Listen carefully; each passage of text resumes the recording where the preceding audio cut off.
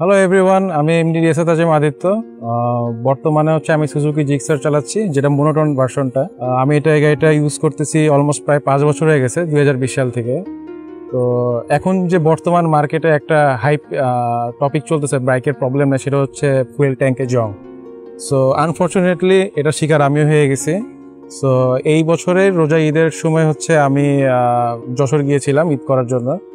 তো এতদিন আমি খেয়াল করিনি, এতদিন আমি খালি সোশ্যাল মিডিয়ার প্ল্যাটফর্মেই দেখছি যে কীভাবে জং নিয়ে মানুষ প্রবলেম ফেস করতেছে, বাট এই জিনিসটা যে আমার সাথে হবে সেটা আমি বুঝতে পারিনি। তো যাই হোক, আমি যশোর যাওয়ার সময় যখন পাম্প থেকে ফুয়েল ট্যাঙ্ক ফুল করতে যাই, তখনই দেখি আমার ট্যাঙ্ক যখন ফুল হয়ে যায়, তখন ট্যাঙ্কের উপরে একটা ময়লা মরিচের আবরণ করতেছে। তো যখন আমি রাস্তায় চলাচল শুরু করলাম, তখন দেখলাম আমার বাইকটা আস্তে আস্তে ধাক্কানো শুরু করছে। মানে আপনি যখন কার্বোরেটর ঠিক মতো ফুয়েল পাম্প করতে পারে না, তখন একটা বাইক যেমন তেল ছেড়ে দেওয়া ভাব থাকে, ওরকম একটা ধাক্কা। আনফর্চুনেটলি যশোর যাওয়ার পর আমার বাইক বন্ধ হয়ে যায়। যশোর পৌঁছানোর পর একদিন আমি বাইক চালাতে পারছি, তারপর আমার বাইক পুরো ডেড, কোনোভাবে স্টার্ট হয় না। পরে ট্যাঙ্ক যখন ওয়াশ করতে দিই, তখন আমি মেকানিকের কাছ থেকে জানতে পারি যে আমার বাইকে জং। এবং আমি যখন ট্যাঙ্কের ভিতর দেখি, ট্যাঙ্কের ভিতর দেখে অবস্থা খুবই টাইট হয়ে গেছে। তো তখন থেকে আমার জংয়ের এক্সপিরিয়েন্স শুরু, এবং এটা খুবই একটা বাজে এক্সপিরিয়েন্স ছিল। তো যশোরে যখন আমার বাইক এই কারণে অফ হয়ে যায়, তখন আমি ওখানে মেকানিককে, মানে আমার তো ঢাকায় আসতে হবে, সো ওদেরকে আমি সার্ভিসিং করতে দিয়েছিল। তো ওরা আমার কার্বোরেটর ট্যাঙ্ক পুরো ক্লিন করে দিছে, এবং ভিতর প্রচুর জং ছিল, এবং এই জংয়ের সাথে যে তেলগুলো মিশেছিল, একদম নিচের লেভেলের তেলগুলো সে ফেলে দিছে পুরো। তারপর ওভাবে কোনো মতে আমি ঢাকায় আসতে পারছি। সো টেকনিশিয়ান অনেকবার বলেছিল যে একবার ওয়াশ করলে 3-4 মাস আমার চলে যাবে, but trust me on this, 2 মাস ট্যাঙ্কি জং পড়ার 2 মাস আমি 4 বার ট্যাঙ্কি ওয়াশ করেছি, কার্বোরেটর ক্লিন করেছি, এবং এটা খুবই ফ্রাস্ট্রেটিং ব্যাপার ছিল। তারপর আমি সলিউশন জিজ্ঞেস করছি, এটা সলিউশন কি? তো তারা বলছে এটার ভাই কোনো সলিউশন নাই, আপনি কয়েক মাস পর গাড়িটা ক্লিন করবেন, চাইলে ট্যাঙ্কি চেঞ্জ করে ফেলবেন। সো আমি ডিসিশন নিয়েছিলাম। প্রত্যেকবার ওয়াশ করতে গেলে এই 500-700 টাকা 1000 টাকা করে চলে যাচ্ছিল। তো এরকম করার থেকে একবার আমি ট্যাঙ্কটা কিনে ফেলি, ট্যাঙ্ক কিনে তাহলে আমি নতুন করে করি।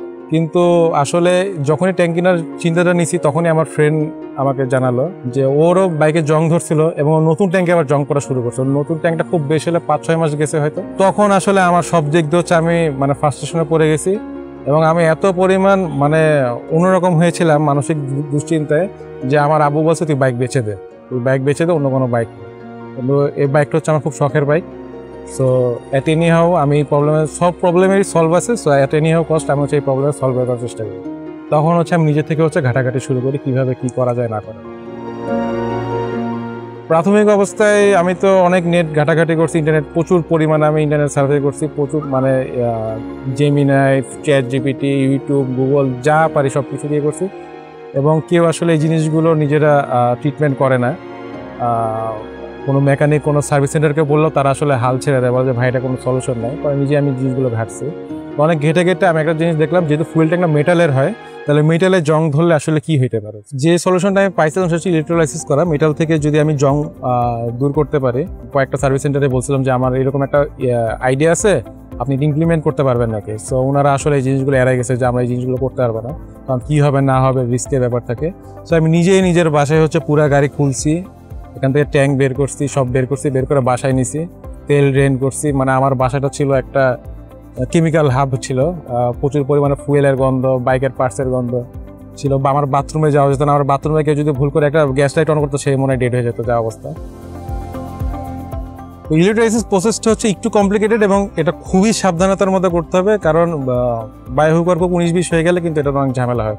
ইলেকট্রোলাইসিস যে প্রসেসটা আপনার ট্যাঙ্কটা কোনো কিছু একটা উপরে রাখবেন, যাতে সেটা গ্রাউন্ডের সাথে কোনোভাবে ইলেকট্রিকভাবে কানেক্ট করতে না পারে।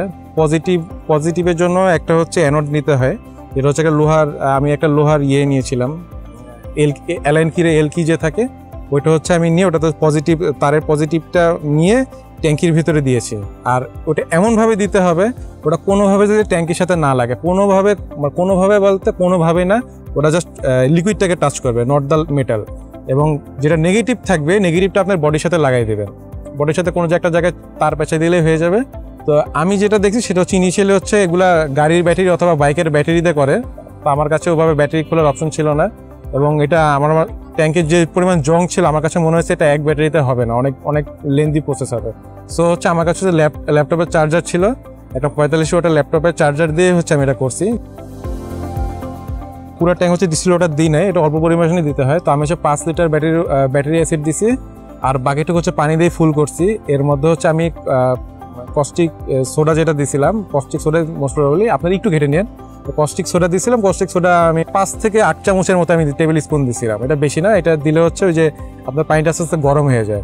তারপর হচ্ছে ল্যাপটপের চার্জারটা হচ্ছে আমি ডাইরেক্ট কারেন্টের সাথে হচ্ছে কানেক্ট করছি, যেহেতু ওটা 45 ওয়াটের কারেন্ট, সো হচ্ছে অত পরিমাণ সে কারেন্ট পুশ করে না, জিনিসটা স্লোলি ইম্প্যাক্ট করে। এবং যখন আপনার একটা জং থাকবে, আপনি যখন কারেন্ট স্টার্ট করবেন তখনই দেখবেন যে আস্তে আস্তে জিনিসটা ভিতরে কেমিক্যাল রিয়াকশন হয়ে আপনার জংটা হচ্ছে আস্তে আস্তে বেরোনো শুরু করবে, আপনার ট্যাঙ্কের মুখ দিয়ে বেরোনো শুরু করবে। এবং প্রতি 1 থেকে 1.5 ঘন্টা অথবা 2 ঘন্টা পর পর ওই উপরে চামচ দিয়ে হালকা করে হচ্ছে আপনি জংটা ফেলাই দেবেন, কারণ ওটা মানে জংটা জমে ওটা হচ্ছে উপরে চলে আসে, তো তখন হচ্ছে উপরে ওটা আবার ভরে যায়। তো ওই সময় চামচ ওটা জাস্ট ক্লিন করে দিলে হবে। তো আমি এই কাজটা করছিলাম 3 দিন, এবং 3 দিন পর ট্যাঙ্কটা হচ্ছে যখন মানে ভালো রকমের আমার এই ময়লা বেরোইছে, তারপর হচ্ছে ওখান থেকে হচ্ছে আমি হচ্ছে পানি দিয়ে প্রথমে ওয়াশ করছি, পানি দিয়ে ওয়াশ করে এরপর হচ্ছে ওর মধ্যে বেকিং সোডা দিয়ে আবার হচ্ছে 10-20 মিনিট রাখছি। কারণ বেকিং সোডা দিতে হয় কারণ আপনি যখন ইলেকট্রোলাইসিস করবেন তখন হচ্ছে ট্যাঙ্কের ভিতর থেকে জংগুলো চলে যায়, মানে জং যতটুকু যাওয়ার কথা ততটুকু চলে যায়। এবং এরপর হচ্ছে ভিতরে কিন্তু কোনো ফুয়েল কোটিং থাকে না। আপনার ফুয়েল যখন রাখবেন বা পানি রাখবেন ওর মধ্যে ওই জিনিসটাকে রিয়াকশন না করার জন্য কোনো কোটিং থাকে না। সো ওই কারণে আপনাকে যখন বেকিং পাউডার দেওয়া হচ্ছে ওটা তৎক্ষণাৎ আপনাকে রাখতে হবে। তাহলে কি হয়, যে একটা বলো ফ্লাশ রাশ, আপনি যখন দেখবেন যে কোনো মেটালের উপর পানি রেখে শুকাই দেবেন, দেখবেন যে তাড়াতাড়ি ওটা লাল হয়ে যায়, ওটা একটা ফ্লাশ রাশ বলে। ওই জিনিসটা হচ্ছে আপনি যখন বেকিং সোডাতে 20 মিনিট রেখে এরপর পানি দিয়ে ধুয়ে ফেলবেন, শুকাবেন, একটু হিট গান দিয়ে বা বাসায় হেয়ার ড্রায়ার থাকলে ওটা দিয়ে শুকাই ফেললে আপনি দেখবেন ট্যাঙ্ক পুরো হচ্ছে ক্লিয়ার, ওই ভিতরে কোনো ওই জংয়ের আলাদা ওই রকম আবরণ থাকবে না। ইলেকট্রোলাইসিসের যে মানে কশন যেটা আমি বলবো, do not try this at home. এটা খুবই রিস্কি একটা জিনিস, এটা অনেক বড় দুর্ঘটনা ঘটাতে পারে, যেহেতু ইলেকট্রনিক ব্যাপার আছে এবং মেটালের ব্যাপার আছে। সো এটা কোনোভাবে আপনারা ট্রাই করবেন না, এবং ট্রাই করবেন প্লিজ এক্সপার্টের হাতে নিয়ে করবেন, নিজেরা কখনো করবেন। তো ইলেকট্রোলাইসিস করার পরে যে স্টেপটা থাকে সেটা হচ্ছে ট্যাঙ্কটাকে আবার আগের মতো ফুয়েল কোটিং করা। তো ফুয়েল কোটিং আমি অনেকভাবে খুঁজে ট্রাই করছি, আমাদের দেশে ফুয়েল কোটিং নাই বললেই চলে। বাইরের দেশে কিছু আছে সেটা আমি দেখছিলাম, বাট সেগুলো আমি যদি দেশে আনি আমার ট্যাঙ্কের যা দাম তার দ্বিগুণ হচ্ছে ওটার দাম কস্টিং করে। তো আমি অনেক ঘাটাঘাটি করার পর যে জিনিসটা পাইছি সেটা হচ্ছে ইপক্সি রেজিন দ্বারা কোটিং করা যায়। ইপক্সি ম্যাটেরিয়াল হচ্ছে এমন টাইপের একটা ম্যাটেরিয়াল, যেটা হচ্ছে আপনার শুকানোর পর একটা প্লাস্টিক অথবা ফাইবার টাইপের একটা পোর্শন হয়ে থাকে, যেটার সাথে মেটালের কোনো সম্পর্ক নাই, এটার সাথে ফুয়েলের কোনো সম্পর্ক নেই, সেটা পানির কোনো সম্পর্ক নেই। ও যখন শুকায় যাবে ও টোটালি নিজে একটা আলাদা একটা কেসিংয়ের মতো থাকবে। সো এই জিনিসটা আমি চিন্তা করছি এই জিনিসটা কোনোভাবে হচ্ছে ট্যাঙ্কির ভিতরে কোট করা যায় নাকি। তো অনেক রিসার্চ করার পর দেখছি না, এটা হচ্ছে মোটামুটি ভালোই ব্যাকআপ দেয়। আমি দেখছি এটা প্রায় 10 থেকে 12 বছর হয়তো ফুয়েল কোটিংয়ের মধ্যে ব্যাকআপ দিতে পারে। সো সেই হিসেবে আমি হচ্ছে ফুয়েল কোটিং ইপক্সি রেজিন কিনছি। রেজিন কিনে আমার 500 ml মতো লাগছিল, 500-400 ml মতো লাগছিল। ওটা হচ্ছে হার্ডনার থাকে আর ইপক্সি রেজিন থাকে, দুইটা মিলায় 5 মিনিট গুলাতে হয়।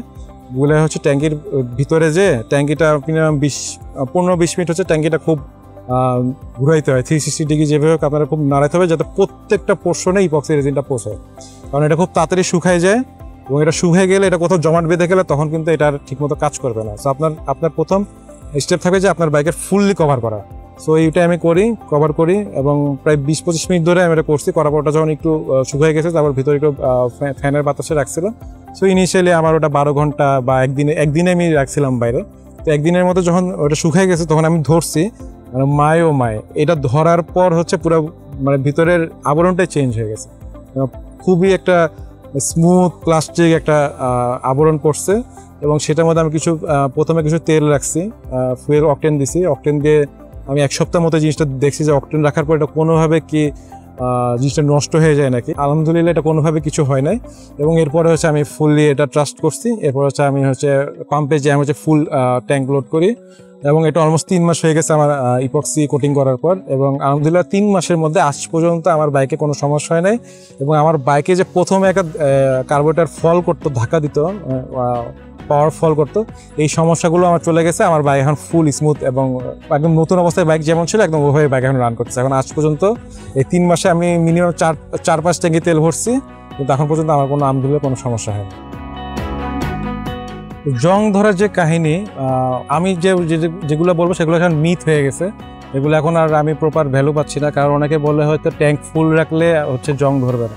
তারপর হচ্ছে খোলা তেল ভরা যাবে না, ভালো পাম্প থেকে হচ্ছে তেল ভরতে হবে, হ্যাঁ গাড়ি বৃষ্টিতে ভিজানো যাবে না, এরকম অনেক কিছু হচ্ছে মিথ আমি শুনছি যেগুলোর জন্য জং ধরে না, আর এইসব করলে হচ্ছে জং ধরে। So trust me on this, এগুলোর কোনো কিছু আমি করি নাই। আমার বাইকে সবসময় ফুল তেল থাকতো এবং আমি তেল অল টাইম ভালো পাম্প থেকেই ভরতাম। আমি আমার বাসা থেকে ভালো পাম্পের ডিস্টেন্স হচ্ছে প্রায় 10-12 কিলোমিটার ঢাকার মধ্যে। আমি ঢাকার মধ্যে প্রায় জ্যাম খেলে হচ্ছে প্রত্যেকবার হচ্ছে এরকম দূরে দূরে যে আমি ট্যাঙ্ক ফুল করতাম। বৃষ্টি তো আমি এরকম খুব একটা বেরোই না। সো ইনিশিয়ালি জংটা হঠাৎ করেই পড়ছে, কেন পড়ছে আমি ঠিক জানি না। বাট আমার কাছে যেটা ইনিশিয়ালি মনে হচ্ছে, কারণ হঠাৎ করে অলমোস্ট আমি দেখছি সুজুকি আর বাজাজ তো আছেই, এছাড়া অনেক বাইকই এখনও চাষে জং পড়া শুরু করতেছে, যেটা মেইন আমি রিজন বলবো হচ্ছে fuel quality. I think fuel quality অনেক লো হয়ে গেছে বাংলাদেশে। এই কারণে আসলে আমি সবগুলো ট্যাঙ্কিতে হচ্ছে ট্যাঙ্কের ভিতর যে ফুয়েল কোটিংটা থাকে সেই কোটিংটা হচ্ছে ওই ফুয়েলটা ড্যামেজ করে দিচ্ছে, যার কারণে হচ্ছে জংটা পড়তেছে। এখন যেহেতু এই বর্তমানে এই প্রবলেমটা অনেক ছড়াই গেছে এবং অনেক বড় আকারে হচ্ছে সবার কাছে, হতাশ হওয়ার কিছু নেই, সব প্রবলেমেরই সলিউশন আছে। আমি একটা দিয়েছি ইপক্সির জন্য, এরকম আরও আছে এনসি পেইন্ট কোটিং করা যায়, ফুয়েল কোটিং করা যায়, এগুলোতে করলেও হয়তো হয়। আমি যেহেতু করি না আমি এই জন্য সাজেশন দিতে পারবো না, বাট আই থিঙ্ক আপনারা এগুলো একটু সাজেশন নিয়ে আপনার জিনিসটা নিয়ে আগাতে পারবেন। আমি করে যতটুকু বুঝছি এটা খুব মেজর ইস্যু না, কিন্তু ওই যে বারবার ওই যে ট্যাঙ্কি ক্লিন করে, কার্বোরেটর ক্লিন করে, আসলে এটাতে কোনো লাভ না। ইনিশিয়ালি কার্বোরেটরটা আস্তে আস্তে প্রবলেম হবে যদি বারবার খুলে ক্লিন করান। সো এই জিনিসটা যখন জং দেখবেন তখনই আমার মনে হয় স্টেপটা আগে নিয়ে ফেললে তখন হয়তো আমি যে প্রবলেমটা ফেস করছি অনেক সমস্যা নেই, হয়তো আপনাদের এই প্রবলেমটা ফেস নাও হতে পারে। সো আগে থেকে একটু প্রসেস থাকলে আই থিঙ্ক বেটার হবে। আর সবসময় তেল ভালো জায়গা থেকে ভরবেন, এটা কোনো আসলে ইয়ে না, খোলা তেলটা আমরা অ্যাভয়েড করারই চেষ্টা করব। এছাড়া বাকি সবই আলহামদুলিল্লাহ সব কিছু সলিউশন হয়ে যাবে। আশা করি আমার ভিডিও দেখে আমার এক্সপিরিয়েন্স শুনে হয়তো কিছুটা আপনি উপকৃত হবেন। আজকে এই পর্যন্তই। Aditya signing off.